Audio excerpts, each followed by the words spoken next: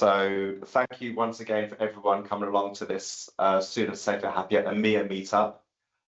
We have a fantastic speaker with Susan today, covering an important perennial challenge of transformation from an organizational point of view. So she's going to lay some ground truths on some of the challenges and experience that she's faced. Just a brief introduction to Susan. Susan is a founder of Rohde Inc., a technology executive with decades of experience guiding public and private service organizations through a complex, high-stake transformation. Again, we may have been in similar situations ourselves. Susan is also a large contributor to the BBSSH advocate community, working alongside and being part of John Smart's global community of practitioners and speakers. To that end, she's also been a public speaker for a number of different organizations and conferences such as DevOps Enterprise Summit, and lots of different themes such as agile, transformation, and technology leadership. So without further ado, I'd like to pass on to you, Susan, and you've got the floor. Well, thank you. Thank you. That's a lovely introduction, Dean, and thank you guys for the invite. I mean, this is really it's very, very nice, and I'm very excited to actually present this topic and kind of walk you through. I think this is a hopeful presentation, and I will point out all the hope along the way. And I also think it's a little provocative to get us to sort of own more of this problem. So without further ado, I will jump in here and head off here to full screen mode. And let me head to, oh, no, you go down there. So while I'm getting this all organized here, I will just tell you, I live in a single screen world, and so I cannot see any of you now. And so if you have a question, just put up your hand, and I'm relying on Dean to break in and ask questions where they make the most sense in the context. And so I'm very happy to deal with the questions as they come forward.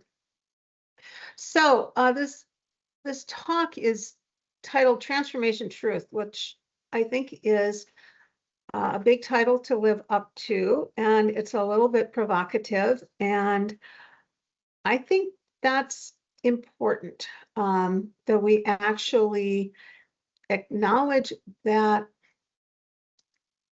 a lot of our transformations do not succeed. And I have been through a few of those, as you will hear in this presentation, and I've come away from that with some strong opinions on what I think we could change, what we do that doesn't actually work for us, and some things that people may not even think about as you're migrating through transformations. So here's me. You can see me. There's a picture of me and Jordan with one of the cats that wander around Jordan. And truth be told, I live with two cats, and you may see from time to time one of those hop up on my lap. I seem to be kind of a cat magnet, and that's fine. One of the things that Dean mentioned is that I have a checkered past. Let's put it that way. I have run a business. I have been responsible as a kind of a senior leader to deliver infrastructure and applications. I've worked across both the private and public sector. I've worked as a coach. And it's very interesting because a lot of my experience has been trying to deliver really big, complex things for either my employer or a customer, while I'm trying to incorporate what always sounded to me like good new transformation practices. But when you're in that situation, you're trying to basically absorb what many of us are selling in the transformation space while you are also dealing with an enormous number of delivery issues. So that's kind of one side of my past. So I have a lot of empathy for people who are trying to stand up huge infrastructure or deliver really big complex things while I'm trying to get them to do things differently. On the other side, how I actually met John Smart was I was at Gene Kim's DevOps conference, and John was there. He had just published his book, and so by that time I had transitioned to be a coach, kind of an enterprise coach for transformation.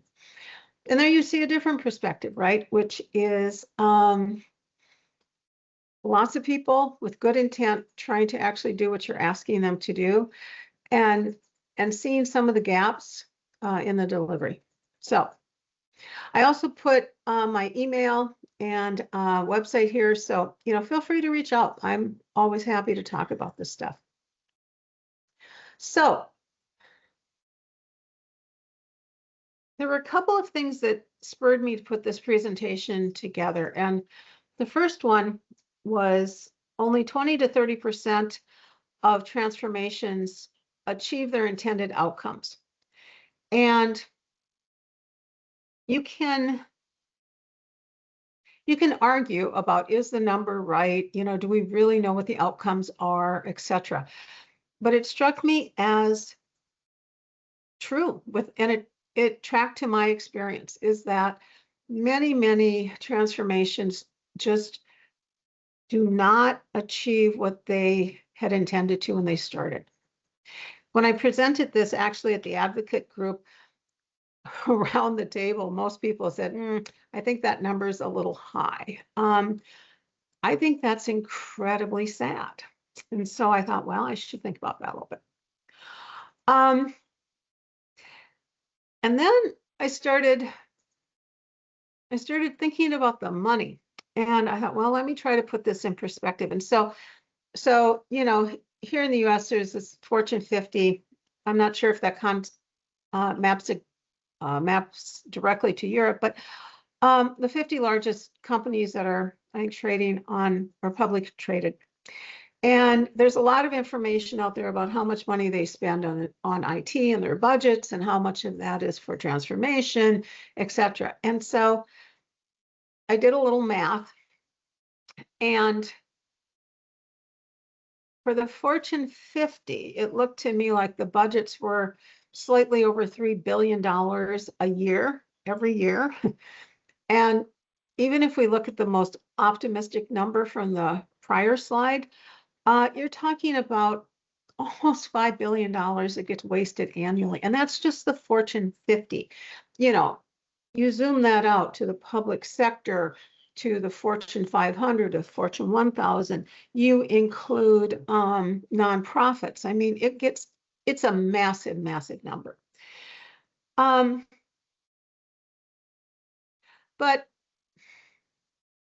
yeah, we waste a lot of money. If that was the only thing that got wasted,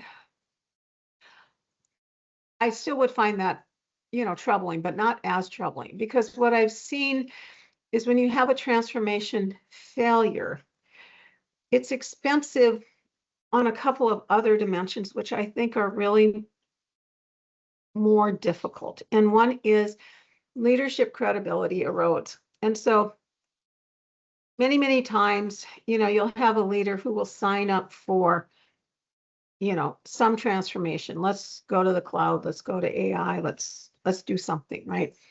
And they start, and they basically tie themselves to making sure this happens. And then when it doesn't happen, and the next good idea comes along, they are pretty cautious about associating their name with it. And so this notion of leadership credibility eroding is a problem. The other thing I think that's really expensive is, I always say most teams, this is not their first transformation rodeo, right? Somebody has showed up and said, we are going to change your world. It's going to be fabulous. Come on board. This is going to happen. And they come on board, and then it doesn't happen. And again, the next transformation that comes along has a tough time. And the thing is, if I think about leadership, that's a much smaller group. And sometimes that actually, changes over time. New leaders come in, etc. I think the team experience is harder because those people often stay with organizations longer, and they remember, the last time that they tried to make this work and gave it their all, and it just sort of disappeared on them. So, those are some of the dimensions of expense that I've experienced. So that was one piece of it. It's like we're wasting this money. We have this kind of fatigue, both at the leadership and the team level. That was sort of one set. And then on the other hand, I started thinking about my personal experience, and I thought of these two transformations, and I titled this A Tale of Two Transformation.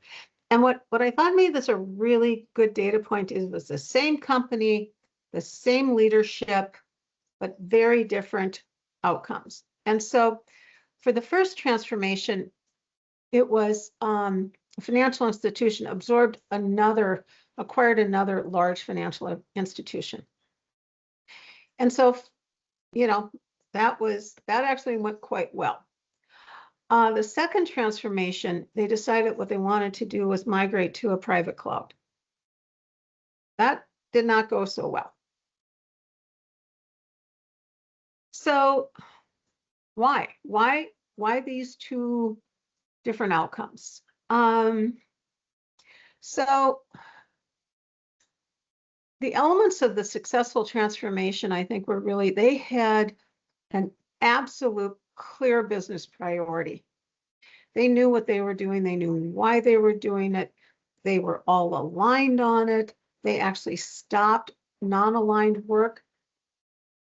It was a focus, succeeded, actually got done early, spent less money than they expected. The second one, when we were doing the private cloud, is it had really unclear business value. Nobody really understood, what is a private cloud? Why are we doing a private cloud? Should I really get involved with this? It was positioned as extra work. It was sort of like, well, if you get time, if you could help out the private cloud people, that would be great. And there was really no clear definition of success. What I mean by that is they sort of wandered into this and they thought, I think this is a good idea. But they couldn't really articulate why it mattered. So with those two things in mind, experience and kind of the tale of two transformations, I reflected on this, and I think these are three things we consistently do wrong. And I also think if we think of ourselves as transformationists, not as coaches, but as people who are helping set up these transformations to be successful, I actually think that we have quite a lot of change that we can make in these three areas. So I'm going to take these kind of one at a time here. Leading with the solution, not the business problem, failing to qualify the value, and burning political capital. Okay, so catching up with my slides here.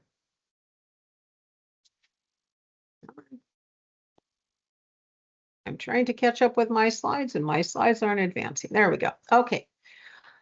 So the first one, transformation isn't the goal, business value is. And so what I mean by this is I have wandered into any number of transformations. And if you think about transformation two, in my example, the private, cloud, where they're saying we're going to the private cloud. And it's like, that's how they're framing the transformation. And it's like, that's not the goal.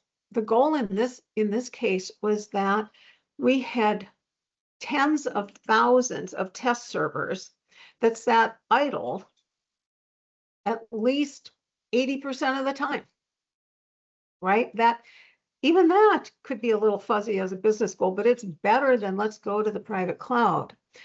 And I think the other thing that's interesting on this is that I heard a stat from a one of the really big cloud providers that somewhere in the range of 10 to 15% of their cloud transformations actually work. And again, that was like, wow, that is interesting, because clearly this is mature technology. People know the skills.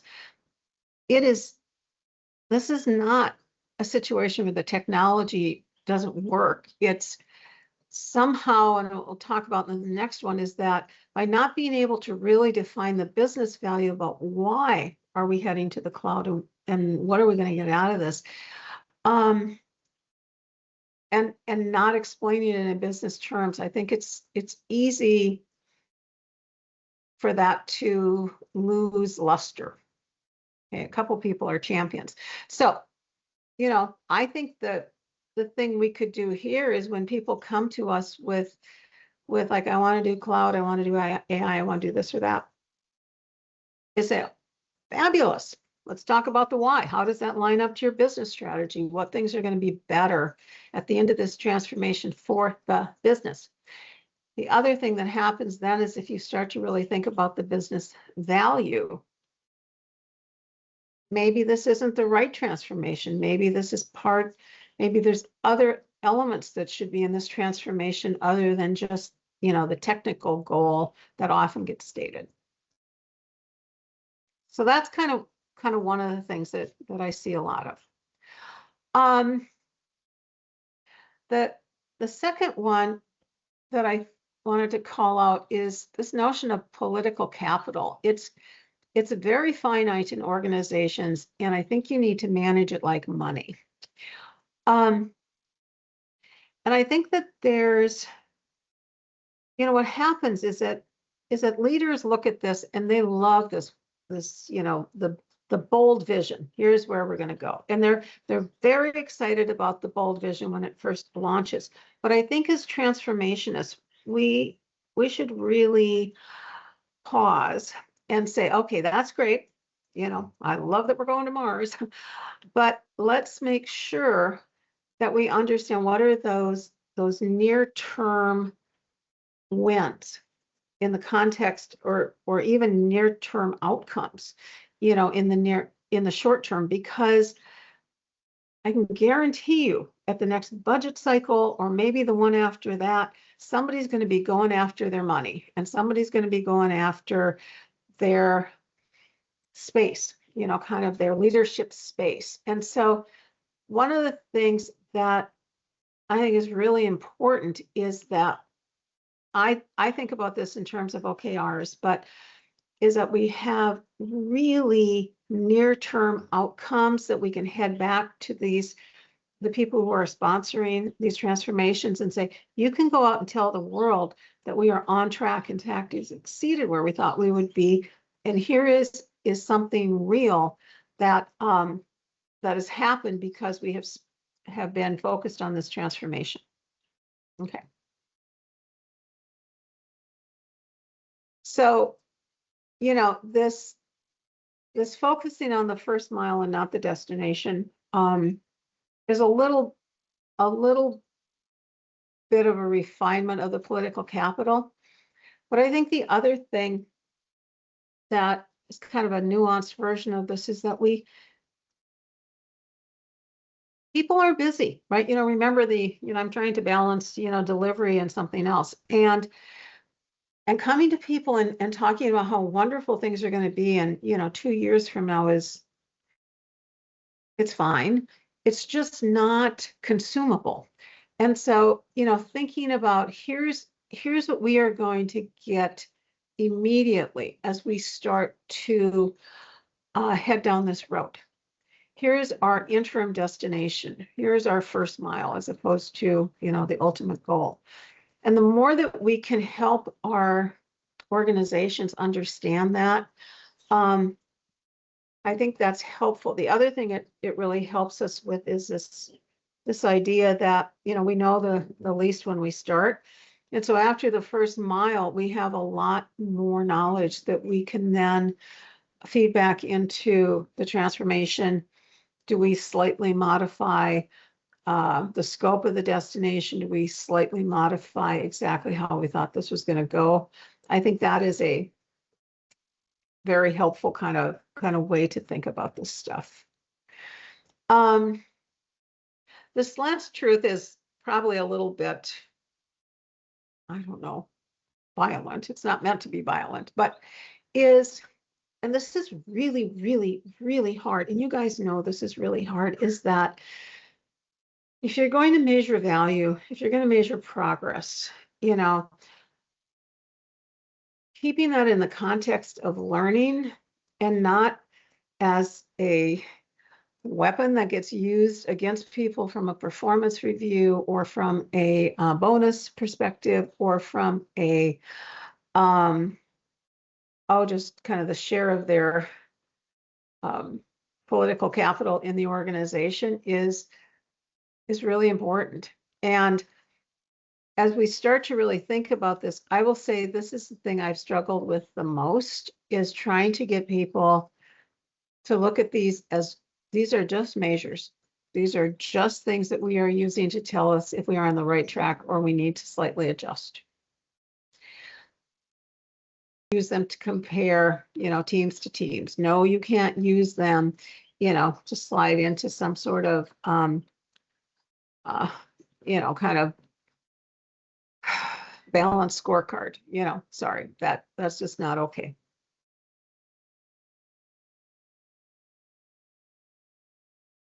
So, as I ponder this, I also come back to this really this big truth, and I think this group probably is closer to this than most, but so often we lose track of where we fit in these organizations. And transformation is not the goal, it is the means to the end, right? These are organizations that are there to deliver some kind of customer value, whether they're private or public, makes no difference, right? And we sit in the space where we enable that value. Our solutions help them deliver value. And I think that transformations, actually, almost every transformation I've been involved in at some level or another, is about improving the delivery of value to the customer.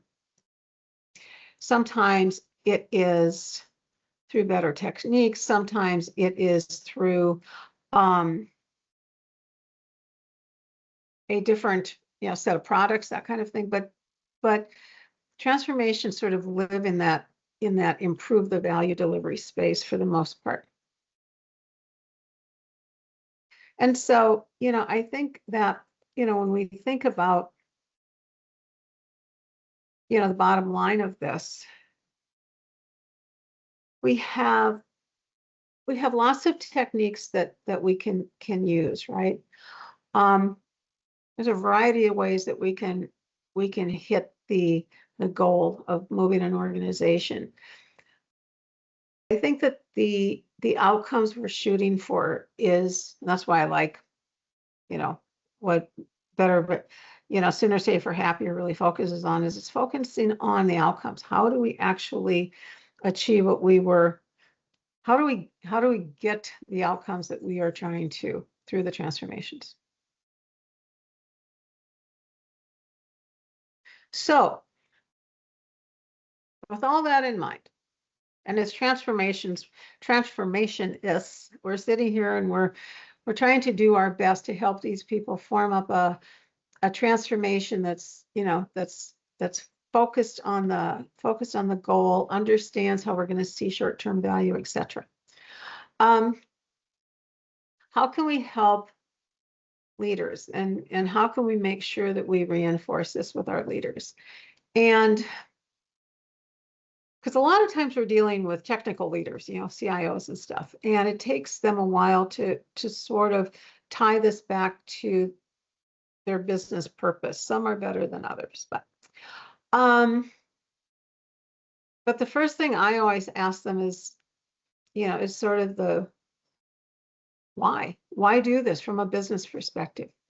What improves for your business if you, you know, kind of move forward with this transformation?